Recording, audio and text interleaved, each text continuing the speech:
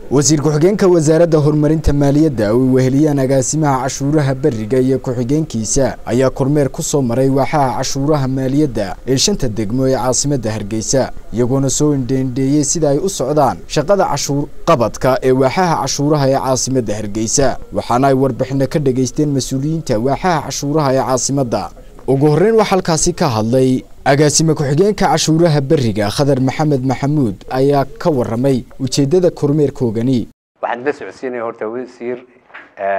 in ma garanaysaa cashuur bixiyaasha reer Soomaaliland maanta cashuurta ay dhamaantood diyaar u wada yihiin oo dad cashuurtii wada bartay ay yihiin taa waan isku soo dhaweynayaa waana idinku bishaareynaya waxaan jecelahay rajiimkan cusub ee imanka Musabix hogaaminayo iyo maamulkiinan cusub ee wasaaradda maaliyadda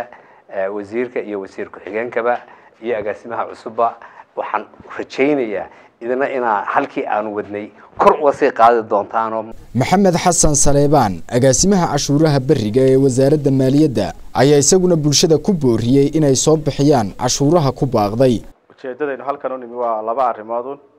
waxaynu galay sanad cusub sanadkii hore uu dhamaaday waxaynu doonaynaa dadweynaha reer Soomaaliland inuu ku baraarujino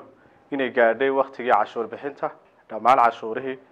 yani ma jiro wax cashuur oo cusub aynu madeena ku soo rognay cashuuri waa intii aad taqaaneen waa sidii fiicneed ee aad u bixin jirteen waxa weeyaan waxaynu galay sanad cusub waxaynu galay xukuumad cusub ay noo dhalatay ballanqaadyo fara badan baa jiray ballanqaadyadaasi waxa fulinaya uu cashuurta aynu bixino sida aynu bixino marka waxaynu dadweynaha reer Soomaaliland ku dhiirigelinaynaa sidii fiicneed ee cashuurta aad u bixin jirteen iyo si ka sii wanaagsan in aad u bixisaan in waqtigii cashuur bixintu taagan yahay Maxamed Daahir Axmed wasiir ku-xigeenka wasaaradda horumarinta maaliyadda oo gabagabadii halkaasi ka hadlay ayaa sheegay inay sii wadi doonaan hawlaha dardargelinta ee wasaaradda maaliyadda saaka kormeer baan shanta degme magaalada ku soo marnay kormeerkaygaasina wuxuu daaran yahay dardargelinta dakhli ururinta in dakhligii la ururiyo cashuur bixiyaashana kelmad halkan ayaanu uga jeedinanaa kelmadaas oo ah inay xisaab xidhadoodii keenaan 2017 si cashuurtii income taxka amba maxay ahayd faa'iidada loo qiimeeyo maxay ahayd loogana qaado marka muddo ay ugu dambayso February amba bisha labaad ilaa ugu dambeyn bilowga maxay ahayd March inay xisaab xidhadoodii keenaan kadibna ay maxay shirkad waliba ay degmada ku taalo ay ku soo xareyso si cashuurtii looga qabto qanacsatadu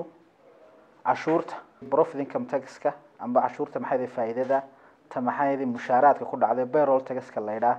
intuba waa cashuuro fudud marka loo eego cashuuraha gobolkan aynu ku noolahay la qaado boqolkiiba 10 baa la qaadaa maxay faa'iidada boqolkiiba 10 ayuu sharcigeenu dhigayaa halka gobolada ay nagu xeersan amba waxaan uga jeedaa dawladaha ay nagu xeersan gobolkan Geeska Afrika ay inta u dhaxaysa boqolkiiba 20 ilaa boqolkiiba 30 ay tahay marka cashuurteenu waa cashuur aad